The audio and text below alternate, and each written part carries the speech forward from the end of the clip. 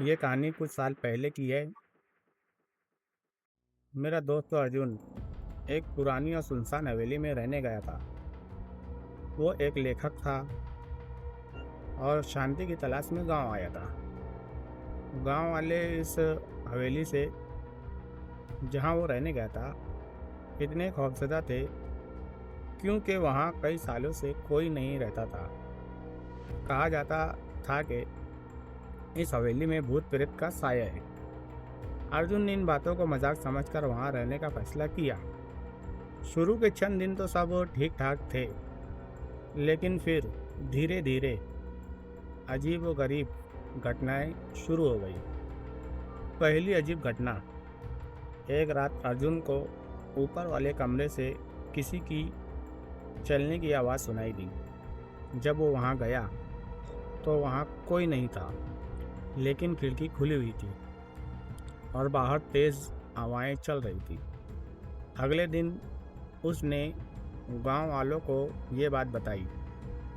तभी गांव वालों ने कहा कि उस कमरे में कई साल पहले एक बूढ़ी औरत मर गई थी जो इस हवेली की मालकिन थी। कहा जाता था कि उसकी आत्मा अब भी वहाँ भटकती है। अर्जुन हवेली पे आ गया, खाना खाया और सो गया। हर रात इसे किसी अनजान आवाज़ से जागना पड़ता।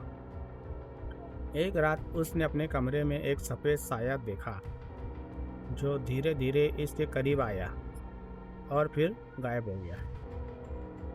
उसने अपने दोस्तों को बताया, मगर वो इसे मजाक समझने लगे।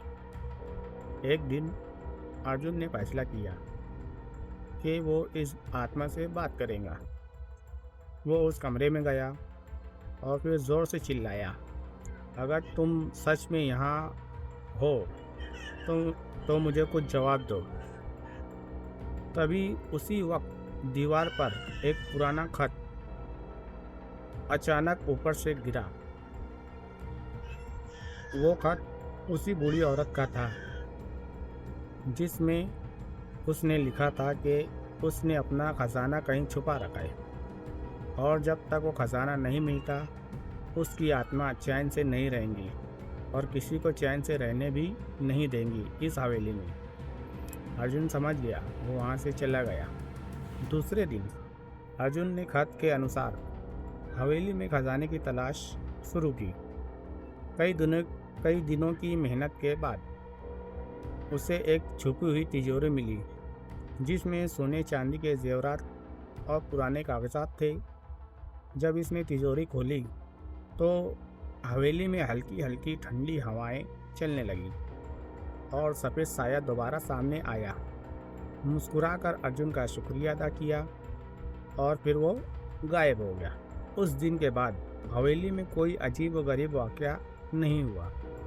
अर्जुन ने खजाना गांव के गरीबों को दे दिया और वापस शहर आ गया। उसने इस तजुर्बे को अपनी किताब में लिखा जो बहुत मशहूर और कामयाब हुआ। ये कहानी हमें ये सिखाती है कि भले ही हम किसी चीज़ को नकार दें, लेकिन कुछ रहस्य और शक्तियाँ होती है जिन्हें समझना ज़रूरी होता है। कभी कभी डर के पीछे छुपा होता है कोई सच जिसे जानना हमारे लिए ज़रूरी हो। तो आज के लिए दोस्तों इतना ही। हमारी इस कहानी को प्लीज़ लाइक और शेयर कीजिए अपने दोस्तों के साथ और चैनल को सब्सक्राइब करना ना भूलिए। थैंक्स।